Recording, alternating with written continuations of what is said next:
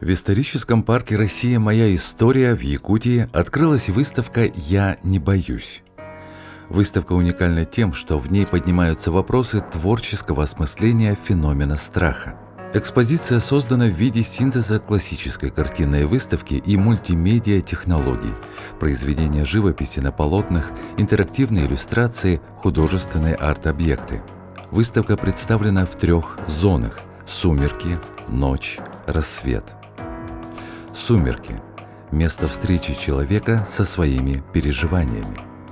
Ночь. Здесь посетителю придется ответить на самые сложные вопросы, обнаружить свою силу и найти путь к умиротворению. Рассвет станет отражением внутреннего спокойствия. Страха глаза велики, поэтому их несчетное количество. У каждого человека есть свой страх, который он хотел отобразить. То есть художник хотел отобразить ее на нашей выставке. А вот если говорить про актуальность, в принципе, мы выставку еще задумали полгода назад, но из-за коронавируса, к сожалению, не смогли ее вовремя провести.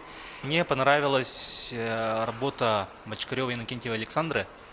Это пандемия COVID-19.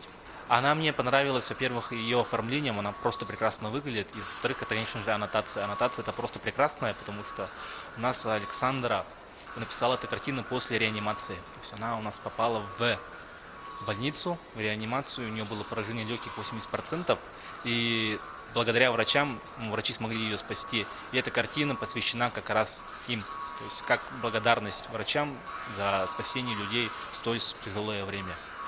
И на самом-то деле этот страх, сейчас же страх заболеть, он высок же на самом деле. Не каждый человек, он не защищен от этого, каждый может заболеть, кто-то потяжелее, кто-то полегче, поэтому мне эта работа зацепила. На выставке представлены работы Союза художников Якутии, студентов Арктического государственного института культуры и искусств и творческих деятелей. Синтез творчества старшего поколения художников и фантазия молодого поколения. Георгий Решетников сам принимает участие в выставке, предоставив 3 свои работы. Одна из них – «Визит к Минотавру», одному из героев греческой мифологии. Но если конкретно говорить о форме, то здесь вот как видно, то есть вот это вот золотодобывающая наша алмазная, алмазная добывающая промышленность, это как бы некий алмаз. Вот. Но я рассматриваю алмаз как это и добро, и зло. Добро это когда наша женщина красиво одевается, но сколько жизни, сколько смертей было за этим, сколько было негативного, связано с этим камнем, как бы вот это и есть символ Минотавра. То есть это то зло, которое выпустим, да, оно может принести добро, оно может принести зло. Визит к Минотавру, а там думайте, что из него это будет.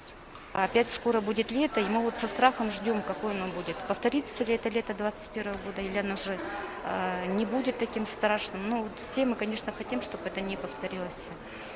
Все вот то, что мои работы сделаны, это все... Это лично мои страхи, потому что все лето мы провели на даче, задыхаясь в дыму. Мне было очень страшно за моих близких, потому что мама пожилая, конечно, у нее проблемы с легкими.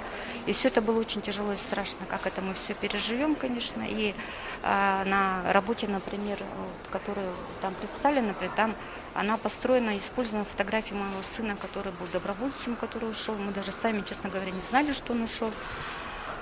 Узнали совершенно случайно, когда уже видели там репортажи со штаба этих добровольцев, которые были. Вдруг я вижу, что ребенок, конечно. Это было тоже, конечно, страшно, но все обошлось. То, что мы пережили, то, что мы чувствовали, то, что не только я, а вообще, наверное, вся Якутия, наверное, была. Это же, наверное, страх не только был, наверное, мой, а вообще многих. Это же дым от нашей Якутии, он шел не только даже по России, он даже был и за пределами, там в Аляске там дым был еще. Поэтому, конечно, сказать, что это только наши страхи, нет, конечно. Надо делать то, чего ты боишься, чтобы освободиться от этого. Студенты не отставали от своих преподавателей. Четверокурсницы Сивцева Наталья и Вера Федорова представили инсталляцию «Забвение», вложив в нее свое видение страхов. инсталляция состоит в том, что люди не забывали, что их окружает, прекрасные воспоминания, например, первые шаги своего ребенка, первая улыбка своего ребенка, поступление в университет или выпуск из университета, или первое предложение от любимого человека, чтобы люди не забывали, откуда они. Точнее, вот эти красные линии, которые у нас есть, они показывают корни человека, корни, откуда они родом, их историю. В общем, вот в этой инсталляции эти красные линии, они показывают историю человека или, наоборот, проблему человека. И мы здесь не сделали аннотацию именно этой работы, чтобы люди пришли и сами восприняли эту работу, как они видят. Магистрант института Наталья Осипова представила инсталляционную композицию «СОС», посвященную призыву спасения природы. Я же в своем случае представляю мать природу. То есть у нас сейчас идет глобальная проблема загрязнения экологии, и в этом плане я хотела передать именно это. Но каждый зритель, ввиду своего жизненного опыта, ввиду своих каких-то взглядов на мир, он интерпретирует эту работу по-своему. Он может подумать, что руки, тянущиеся к лицу, желают имеют какой-то негативный характер, либо это наоборот руки, которые поддерживают, пытаются спасти. Молодые художники не только представляли свои работы в классическом виде, но и попробовали установить связь со зрителями, создав инсталляцию, позволяющую зрителю написать о своих страхах. Вот эта работа называется «Кут». С якутского это душа. И это как комок боли и страданий. То есть это у него капилляры, сосуды. И мы каждого человека просим написать свой страх. То есть это тоже терапевтический такой способ, метод. Человек, когда формулирует свой страх, он как бы освобождается от этого и сюда бросает. Их накопилось, и за 2 недели выставки тоже будет достаточно много. Мы думаем, как с этим дальше работать. Возможно, мы сделаем полотно большое. В выставке принял участие проект Риты Поповой «Кандыкан».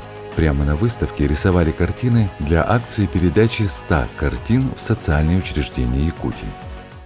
Кандыкан – это маленькая, отважная девочка, которая осталась в стойбище, полностью вымершим от оспы. Да? Сколько она там находилась, неизвестно. Она боролась со своими внутренними и внешними страхами. И как все северные жители, она символ всего севера, что вопреки всему она осталась жива. Вопреки всему она продолжила свой род. Выставку «Я не боюсь» обязан просто увидеть каждый, у кого есть сейчас возможность находиться в Якутске. Такого еще не было. Это действительно очень глубокое, смысловое, не просто какое-то экспозиционное мероприятие, это перформанс, в который ты заходишь, погружаешься в этот мир. И в рамках сегодняшнего открытия мы созданные работы также выставляем на этой выставке, поэтому приходите и смотрите, почувствуйте все это сами. Главный архитектор Якутии Ирина Алексеева высоко оценила выставку «Я не боюсь», отметив ее актуальность именно сейчас. Когда мы говорим о развитии республики, о развитии нашей сферы творческой, всегда развивают молодые люди. И взгляд молодых сегодня очень ярко здесь проиллюстрирован на этой выставке. Она прямо отражает всю архитектуру нашего города, например, да.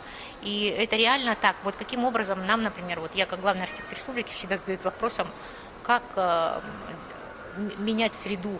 И это глубокие аналитические работы. То есть они воспринимают сегодня среду таким образом.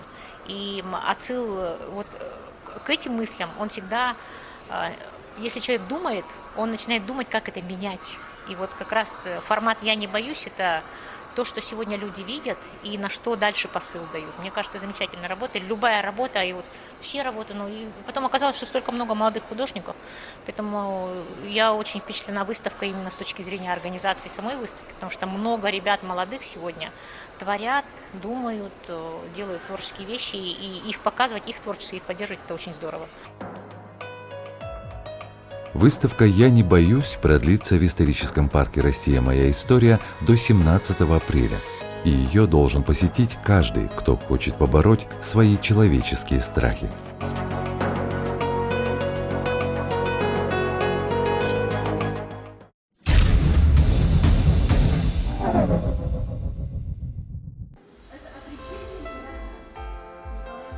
Высоко оценили исторический парк «Россия. Моя история» иностранные студенты из Афганистана, Сомали, Конго, Франции и Казахстана, обучающиеся на подготовительных курсах Федерального Северо-Восточного государственного университета имени Максима Кировича Амосова. Это у нас иностранная группа.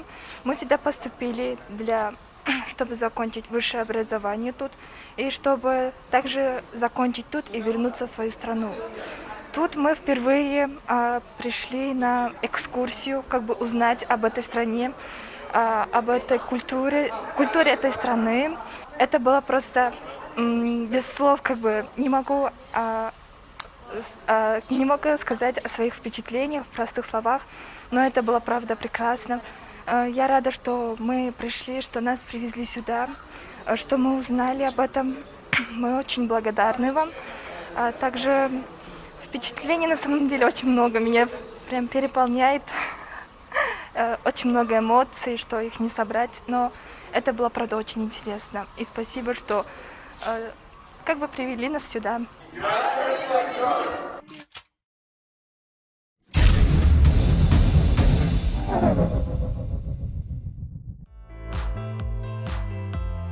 Исторический парк «Россия. Моя история» Якутии ждет своих посетителей. Исторический парк «Россия. Моя история» объявляет весеннюю акцию «Трек-трансляция». Теперь вы можете провести в парке прямые эфиры через конференц-связь, подав заявку до 15 апреля этого года. Конференции, семинары, лекции или свое мероприятие с помощью интернета. Заявки принимаются по телефону 8, код города Якутска 41 12 31 86 72 или пишите на электронную почту исторического парка «Россия. Моя история».